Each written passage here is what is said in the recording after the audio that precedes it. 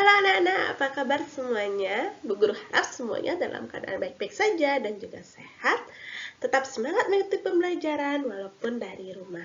Ya anak-anak, pada hari ini kita akan belajar tentang pertumbuhan dan perkembangan makhluk hidup. Subtema pertumbuhan dan perkembangan tumbuhan ya anak-anak ya. Jadi ini merupakan lanjutan dari pembelajaran kemarin. Nah, tumbuhan yang pertama yaitu pertumbuhan dengan umbi. Coba anak-anak perhatikan gambar yang Bu Guru sudah tayangkan. Ya, umbi merupakan akar yang menjadi besar. Umbi dapat dibagi menjadi umbi akar, umbi batang, dan juga umbi lapis. Umbi akar adalah umbi-umbian terbentuk karena perkembangan akar yang membesar oleh penumpukan nutrisi. Contohnya, perkembangbiakan dengan umbi akar yaitu adalah singkong dan wortel. Anak-anak silakan tunjuk ya, mana itu gambar singkong, yang mana gambar wortel ya. Nah, selanjutnya itu adalah umbi batang.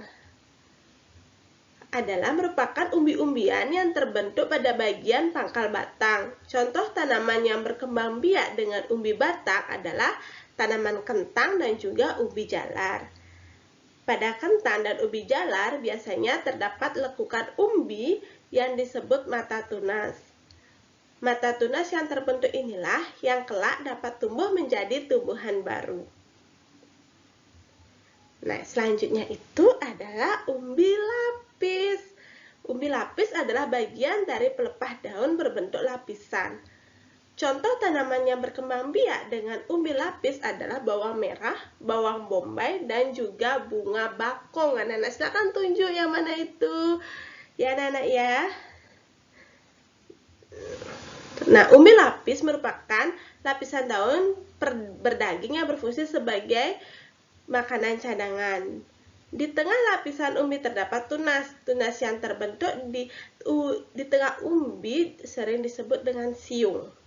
Siung yang terpelihara akan menghasilkan umbi baru yang lebih banyak ya.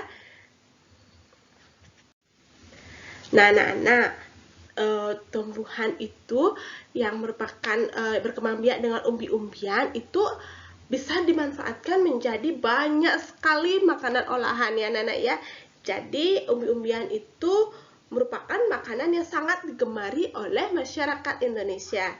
Nah, sekarang Bu Guru kasih waktu anak-anak untuk mengecek tanaman apa saja yang berkembang biak dengan umbi dan juga akan bisa dimanfaatkan menjadi apa itu tanaman tersebut. Misalnya kentang. Nah, kentang kan dia berkembang biak dengan umbi. Nah, kentang itu bisa jadi kentang goreng gitu ya anak-anak ya.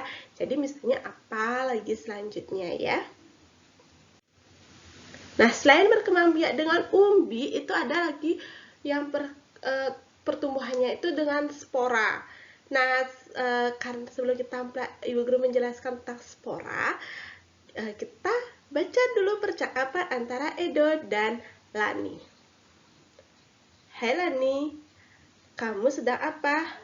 Hai Edo, aku sedang membantu ayah menyirami tanaman. Banyak sekali jenis tanaman di sini, pantas saja udaranya sejuk. Iya, aku dan ayah senang berkebun. Itu tanaman apa, Lani? Oh, itu namanya tanaman paku-pakuan. Sebenarnya aku tidak menanamnya, ia tumbuh sendiri. Bolehkah aku minta bijinya? Aku ingin mencoba menanamnya di pekarangan rumahku. Silahkan, tetapi tanaman ini tidak punya biji. Tumbuhan ini menggunakan spora untuk berkembang biak. Spora? Coba kamu perhatikan bagian belakang daunnya. Wah, ada banyak bintik-bintik hitam.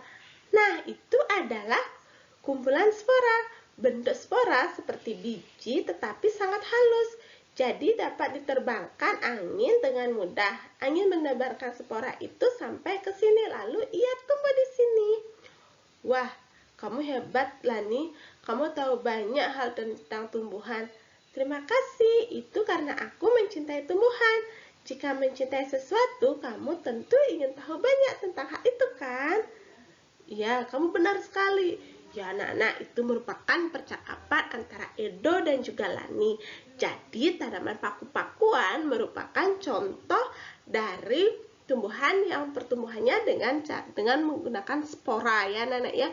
Jadi tanaman yang berkembang biak dengan spora itu tidak ada bijinya ya anak-anak ya, tidak ada tunasnya, tapi biasanya di belakang daunnya itu ada yang bagian bintik-bintik kasarnya itu. Nah, itu yang akan berkembang biak menjadi tanaman paku-pakuan yang lainnya ya. Nah, selain yang sudah dijelaskan tadi, ada pula perkembangbiakan yang menggunakan bantuan manusia.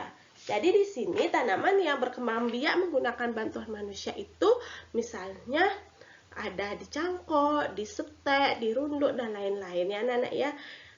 Perkembangbiakannya itu bisa juga melalui tunas ataupun umbi. Beberapa jenis tanaman juga dapat berkembang biak dengan perkembangbiakan buatan. Perkembangbiakan buatan adalah perkembangbiakan tanaman dengan bantuan manusia. Perkembangbiakan buatan diantaranya dengan mencangkok, setek, dan juga menempel. Jadi biasanya tanaman yang dikembangbiakan secara bantuan manusia itu bisa berkembang biak dengan biji, bisa berkembang biak dengan umbi ya anak-anak ya, nanti itu bisa juga dikembangbiakkan dengan bantuan manusia. Nah anak-anak, ini merupakan salah satu langkah-langkah dari cara perkembangbiakan dengan bantuan manusia, yaitu dengan cara mencangkok. Nah, mungkin anak bertanya, apa sih itu mencangkok? Ya, mencangkok tanaman adalah cara paling murah dan mudah untuk mengembangbiakan tanaman ya anak-anak ya. Jadi, ada keuntungan dari kita tuh mencangkok tanaman, misalnya pohon mangga itu kan bisa menggunakan biji tapi juga bisa dicangkok. Nah, keuntungannya jika kita mencangkok adalah tanaman tumbuh lebih cepat dari biasanya. Mutu tanaman biasanya lebih baik daripada induknya ya. Nah, kekurangan tanaman hasil cangkokan adalah lebih mudah roboh karena terus tanaman yang berasal dari perkembangbiakan dengan biji biasanya lebih kuat karena akar tanaman yang berkembang biak menggunakan biji itu lebih kuat, sedangkan yang dicangkok itu akarnya itu lebih rapuh ya. Nah, bagaimana sih cara kita mencangkok? Nah, ada alat-alat yang bisa kita gunakan untuk mencangkok, yaitu pisau, sabut kelapa, plastik, tali, dan sedikit tanah yang dicampur dengan pupuk kandang ya. Pupuk kandang itu maksudnya itu adalah pupuk dari kotoran hewan ya. Nah, langkah-langkah untuk melakukan pencangkokan yaitu sebagai berikut. Yang pertama, pilih cabang atau dahan pohon dengan ukuran sedang. Kupas dahan hingga bersih dari kulit dan lendir kira-kira sepanjang 5-9 cm. Ya, anak-anak bisa lihat di gambar A ya. Nah, tutup luka pada dahan dengan tanah subur yang sudah dicampur dengan pupuk kandang. Kemudian bungkus tanah dengan sabut kelapa atau plastik lalu diikatkan dengan tali ya. Itu bisa dilihat pada gambar B dan juga gambar C ya. Nah, siram cangkokan setiap pagi dan sore, biasanya akar akan tumbuh dalam waktu sekitar 1-2 bulan. Setelah akarnya tumbuh banyak, potong cabang dari induknya, kemudian tanaman hasil potongannya itu ditanam di tempat yang teduh ya. Nah, itu adalah cara-cara pertumbuhan tanaman dengan bantuan manusia seperti mencangkok ya. Nah, jadi anak-anak, demikian video hari ini. Terima kasih sekali anak-anak sudah menyimak video hari ini dengan baik. Semoga apa yang Ibu Guru sampaikan bisa anak-anak terima dengan baik ya. Demikian video hari ini. Sampai jumpa lagi pada pertemuan selanjutnya.